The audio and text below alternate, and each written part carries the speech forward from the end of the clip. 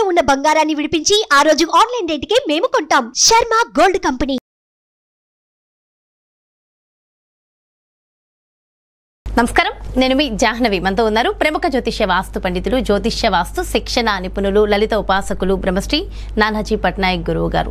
సూక్ష్మంలో మోక్షం ఈ ప్రత్యేక కార్యక్రమం ద్వారా మనకున్నటువంటి ప్రతి సందేహాన్ని నివృత్తి చేస్తూ చక్కటి పరిష్కార మార్గాలు గురువుగారు అందిస్తూ ఉన్నారు కదా. మరి ఈ రోజు కూడా మనందరికీ ఉపయోగపడే ఒక చక్కటి ప్రశ్నని గురువుగారు మాటలు అడిగి తెలుసుకుందాం. నమస్కారం గురువుగారు. శ్రీమాత్రే నమః. గురువుగారు, ఈ శనివారం ఏకాదశి ఉంది. మరి ప్రతి ఏకాదశికి ఒక ప్రత్యేకత ఉంటుంది కదా, మరి అలా ఈ ఏకాదశికి ఉన్నటువంటి ప్రత్యేకత ఏమిటి? ఏకాదశికి ఎప్పుడైనా సరే ఒకటే ప్రత్యేకత గుర్తుపెట్టుకోండి. మనము ఏ పూజ చేసినా కూడా ఉపవాసం అక్కర్లేదు, పెద్దగా అవసరం లేదు. కానీ ఏకాదశికి మాత్రం ఖచ్చితంగా ఏకాదశిలో ఉపవాసం చేసిన ఫలితం ద్వారానే విష్ణువు మనకి అనుగ్రహిస్తాడు అని చెప్పి శాస్త్రవచనం. అయితే ఒక్కొక్క ఏకాదశికి ఒక్కొక్క ప్రత్యేకత ఉంటుందండి. చాలామంది ఏమనుకుంటారంటే లాస్ట్ ఏకాదశి చేశాం కదా, ఈ ఏకాదశి చేయాలా చేయకూడదా అంటూ ఉంటారు. కానీ శాస్త్రం చెప్తున్నటువంటిది, నీకు రోగం రాకుండా ఉండాలి, తీవ్రమైనటువంటి అనారోగ్యాలను కాకుండా ఉండాలంటే ఏకాదశి చేయాలి. మీరు ఒక సెట్ ఆఫ్ ఒక 11 ఏకాదశిలో 21 ఏకాదశిలో సహజంగా ఏంటంటే మనం పుట్టినప్పటి నుంచి కూడా ఒక ఏజ్ వచ్చినప్పటి నుంచి మనం మన జన్మ అయిపోయే వరకు కూడా కంటిన్యూ చేయాలి ఏకాదశి అనేది. ప్రతి ఏకాదశి చేయవలసిందే. మనం రోజు పలుదోముకోవట్లేదా, రోజు తినట్లేదా, రోజు స్నానం చేయట్లేదు, ఇది కూడా వన్ ఆఫ్ ది పార్ట్ లైఫ్లో పార్ట్. శనివారంతో కూడిన ఏకాదశికి ప్రత్యేకంగా ఏంటంటే ఎవరికైనా శని సంబంధించినటువంటి బాధలు ఉన్నాయనుకోండి, దీనికి ఒక రెమెడీ ఉంటుంది. అది ఎలాగో చెప్తాను నేను మీకు. ఉదయాన్నే నిద్రలేచి ఇంట్లో మనకి కాలకృత్యాలు తీర్చేసుకున్న తర్వాత ఇంట్లో చేసుకున్న పూజ చేసిన తర్వాత బెల్లముతో చేసినటువంటి పదార్థం, గూడ అన్నము అంటారు, అంటే బెల్లము అన్నము కలిపినటువంటి పదార్థాన్ని వెంకటేశ్వర స్వామి పటం మీ ఇంట్లో ఉన్నా, లేకపోతే విష్ణువు యొక్క పటం ఉన్నా సరే, విష్ణువు యొక్క పటం ఉంటే మనం విష్ణు సహస్రనామాలు, వెంకటేశ్వర స్వామి పటం ఉన్నట్లయితే వెంకటేశ్వర స్వామి యొక్క స్తోత్రాలు ఏదైనా చేయొచ్చు. ప్రత్యేకంగా ఈ వెంకటేశ్వర స్వామికి మరింత ప్రీతి చేసి ఈ గూడాన్నాన్ని నైవేద్యంగా పెట్టాలి. స్వామివారికి నైవేద్యంగా పెట్టి దాన్ని తీసుకోవడము. అదేవిధంగా ఆంజనేయ స్వామి ఆలయం కానీ, లేకపోతే సుబ్రహ్మణ్యేశ్వర స్వామి ఆలయం కానీ ఉన్నట్లయితే, లేదా వెంకటేశ్వర స్వామి ఆలయం ఉన్నా, ప్రత్యేకంగా శనివారం ఏకాదశి వచ్చినప్పుడు మీరు వెళ్ళి కనుక దర్శించినట్లయితే శని ద్వారా వచ్చేటువంటి వాటిల్లో ఏమేమి వస్తాయంటే, సర్వసాధారణంగా ఎవరికైనా జన్మజాతకంలో శని భగవానుడు బాలేడు అనుకోండి, వాళ్ళ జన్మజాతకంలో సరైన స్థితిలో లేడు. అసలు ఈ బాగోలేకపోవడం బాగుండడం అంటే ఏంటో కూడా క్లారిటీ ఇస్తాను నేను మీకు. అందరూ ఏమనుకుంటారంటే ఈ గ్రహం నన్ను పీడిస్తుంది అనుకుంటారు. పీడించడమే అనేది అసలు కాదండి, గుర్తుపెట్టుకోండి. ఇక్కడ ఉన్నదేమిటంటే ఈ గ్రహం ఇవ్వాల్సిన అనుగ్రహం ఎంతైతే ఇవ్వాలో అంత నువ్వు పుణ్యం చేసుకోలేదు. క్లియర్గా అర్థం అవ్వాల్సింది మనం చేసుకోలేదు అంతే. నేను ఏదైతే అనుభవించాలో, మంచిని నేను ఏదైతే అనుభవించాలో ఆ మంచి నాకు కలిగేంత పుణ్యము నేను చేసుకోలేదు, అందుకు ఆ గ్రహం నుంచి నేను పొందలేకపోతున్నాను. సింపుల్. మనం ఒక బ్యాంక్కి వెళ్ళి చెక్ ఇచ్చాం, బాబు నీ దగ్గర బ్యాలెన్స్ లేదన్నాడు, 1 లక్ష రూపాయలు చెక్ తీసుకెళ్ళాం, నీ దగ్గర ఉన్నదో 20,000, 1 లక్ష రూపాయలు చెక్ ఎలా తీసుకొస్తున్నావు అంటున్నాం. అంటే బ్యాంకులో అంత బ్యాలెన్స్ లేదు, బ్యాంక్ కూడా మన మీద కక్షేం లేదు మన చెక్ పాస్ చేయకుండా ఉండడానికి. అట్లాగే నవగ్రహాల్లోని మనం చేసుకున్న పుణ్యం ఆ రూపంలో బ్యాలెన్స్డ్గా ఉంటుంది అక్కడ. అందుకని రానప్పుడు ఏమైపోతుంది, ఆ ఎనర్జీ పాజిటివ్గా రానప్పుడు, శని యొక్క ఎనర్జీ పాజిటివ్గా రాలేదనుకోండి, శని అంటే ఏంటి, కర్మకారకుడు, కర్మను అనుభవిస్తూ ఉంటాడు మనిషి.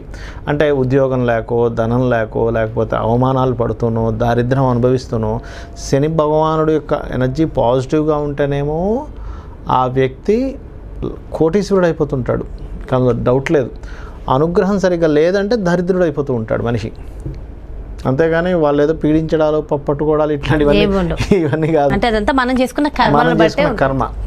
అయితే మనకి ఈ యొక్క పరాశర సంహిత అనేటువంటి గ్రంథంలో చాలా స్పష్టంగా ఆంజనేయ స్వామికి మాటిస్తాడు, నీ భక్తుల జోలికి నేను ఎక్కువగా బాధించను, నీ భక్తుడు అయ్యాడు కాబట్టి. అయితే ఇక్కడ ఏమిటి, భక్తుడు అంటే ఏదో మనం వెళ్ళిపోయి ఏదో ఆంజనేయ స్వామి టెంపుల్కి వెళ్ళి వచ్చేస్తే అని కాదు. ఆంజనేయ స్వామి యొక్క తత్వం ఏంటో మనం అర్థం చేసుకోవాలి, దాన్ని జీర్ణం చేసుకోవాలి.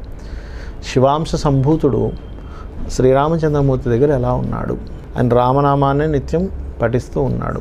ఆంజనేయ స్వామి మనకు దగ్గర అవ్వాలంటే రాముడిని స్మరించాలట, రాముడిని స్మరిస్తే ఆటోమేటిక్గా ఆంజనేయ స్వామి మన దగ్గరికి అవుతాడు. అలా ఈ శనివారం నాడు వెళ్ళి చక్కగా ఏకాదశి నాడు మనం ఉదయం పూజ అయితే చేసుకున్నాం, గూడాన్నం నైవేద్యంగా పెట్టాం, దాని తర్వాత మనం స్వీకరించాము. ఇంకా వీలైతే ఆ గూడాన్నం ఇంకా ఎక్కువగా మీరు కలపగలిగితే కనుక అందరికీ పంచిపెట్టడం కూడా చేయాలి. బెల్లంతో చేసినటువంటి అన్నాన్ని కనుక మీరు పంచిపెడితే తీసుకున్న వాళ్ళకి మంచిది, మీకు శని దోషాలు పోతాయి. ఓకే, అది చేయాలి. చేసి మీకు దగ్గరలో ఉండేటువంటి ఆంజనేయ స్వామి ఆలయానికి వెళ్ళాము, లేకపోతే వెంకటేశ్వర స్వామి ఆలయానికి వెళ్ళాము, దర్శనం చేసుకున్నాము. దాని తర్వాత ఈ శనివారం వచ్చేటువంటి ఏకాదశికి ప్రత్యేకంగా గోశాలకు వెళ్ళాలి. గోశాలకు వెళ్ళి ఇప్పుడు ఇక్కడ బెల్లం తినిపించినట్లయితే బెల్లముతో చేసే పదార్థం ఏదైనా కానీ గుర్తుపెట్టుకోండి, శనికి సంబంధించిన దోషాలు తీసేస్తుంది. నూనెతో చేసే పదార్థం అంటే ఏంటి, ఇప్పుడు నూనె ఆయిల్ ఉంటుంది కదా, మనం దీపారాధనకు వాడేటువంటి ఆయిల్ ఏదైతే ఉందో ఆ ఆయిల్ని కనుక మనం తీసుకెళ్ళి ఆలయంలో వెంకటేశ్వర స్వామి ఆలయం కావచ్చు, సుబ్రహ్మణ్యేశ్వర స్వామి లేదా ఆంజనేయ స్వామి ఆలయంలో దానంగా ఇవ్వండి. పురోహితుడికి ఏమి ఇవ్వక్కర్లేదు, టెంపుల్లో ఇచ్చేసే వచ్చింది. అంటే దీంట్లో దీపారాధన టెంపుల్లో వాడుకోవడానికి ఇవ్వండి. ఇచ్చినట్లయితే రోగంగా వచ్చేటువంటిది అనారోగ్యంతో పాటు ఈ పర్టికులర్గా శనివారం వచ్చినందుకు బిజినెస్ డీల్స్ ఎవరికైతే ముందుకు కదలట్లేదో బిజినెస్ డీల్స్ ముందుకు కదులుతాయి. ఏకాదశి రోజు చేసేటువంటి నూనెతో కానీ బెల్లంతో కానీ చేసేటువంటి రెమెడీ వల్ల. ఇంకోటి ఏంటంటే ఉద్యోగం సంబంధించిన ఇబ్బందులు ఉంటాయి కొంతమందికి, అంటే ప్రమోషన్ రాదు ఎప్పటి నుంచో, ఆ ప్రమోషన్స్ రానటువంటిది ప్రమోషన్స్ రావడం కూడా జరుగుతుంది. ఎందుకంటే ఎవరి జన్మ జాతకంలో అయినా సూర్య భగవానుడు పాడయ్యాడు అనుకోండి, శని రాసుల్లోకి వెళ్ళి లేకపోతే శని వచ్చే సూర్య రాశిలోకి వచ్చిన వాళ్ళకి ప్రమోషన్స్ ఉండవు, తొందరగా రావు. పాపం 10 సంవత్సరాలు 15 సంవత్సరాల నుంచి ఒకే కంపెనీలో చేస్తుంటారు ఎంతో నమ్మకంగా, కానీ వీళ్ళకి మాత్రం ఎవరు మిగతా అందరికి ప్రమోషన్స్ అవుతుంటాయి. వీళ్ళకి ఎలా ఉంటుందంటే మిగతా వాళ్ళు పెద్దగా కష్టపడట్లేదు కానీ వాళ్ళకెందుకు రావట్లేదు, నాకెందుకు రావట్లేదు వాళ్ళకెందుకు వస్తున్నాయి, ఈ రెమెడీ చేసుకోవాలి ప్రత్యేకంగా. అది అంటే పర్టికులర్గా ఈ సమయంలో దీపారాధన చేయాలని ఏమైనా ఉంటుంది? ఉదయం పూట చేసుకోవాలమ్మా, ఉదయం 6 గంటల సమయం అంటే సూర్యోదయం 6:30 నుంచి 7:30 మధ్యలో చేసుకుంటే మంచిది. ఈ రకంగా గనక ఏకాదశి ముఖ్యంగా ఏంటంటే మీరు 24 గంటల పాటు ఏమీ తినకుండా ఉండమని చెప్పింది శాస్త్రం. మీరు అనారోగ్యంతో నియమంలో ఖచ్చితంగా తినొద్దనే చెప్పారు. మీరు అనారోగ్యం ఉన్నారు తినొచ్చు, పళ్ళు తీసుకోవచ్చు. వృద్ధులు చిన్నపిల్లలు తప్పలేదు. ఇంకోటి చదువుకునే పిల్లలు ఉపవాసాలు ఉండకూడదు, గుర్తుపెట్టుకోండి. ఓకే, చాలా చాలా చక్కగా వివరించారు గురుగారు. Thank you so much. నమస్కారం. శ్రీమాత్రే నమః. చూసారు కదండి, మరి ఇది శనివారము ఏకాదశి ఆ ప్రత్యేకత, ఖచ్చితంగా ఆచరించవలసిన నియమాలు, ఉద్యోగంలో ఉన్నత స్థితి, వ్యాపారంలో అభివృద్ధి, జీవితంలో ఎదుగుదల, ఇవన్నీ కావాలనుకున్న ప్రతి ఒక్కరికి కూడా అద్భుతమైన రెమెడీస్ గురుగారు అందించారుగా. సో డెఫినెట్గా ఫాలో అయిపోండి. మరో ప్రత్యేకమైన కార్యక్రమంతో మళ్ళీ మీ ముందుకు వచ్చేస్తాను. మరి అదేవిధంగా మీ యొక్క జాతకానికి సంబంధించి కానీ లేదంటే మీ ఇంటి వ్యాపార వాస్తుకు సంబంధించి కానీ గురువుగారిని సంప్రదించాలి, అపాయింట్మెంట్ కావాలి అనుకునే ప్రతి ఒక్కరు క్రింద డిస్ప్లే అవుతున్నటువంటి నెంబర్స్కి కాల్ చేయగలరు. నమస్కారం. సుమన్ టీవీలో మీ పర్సనల్ అండ్ బిజినెస్ ప్రమోషన్స్ కోసం కింది నెంబర్కి కాంటాక్ట్ చేయండి.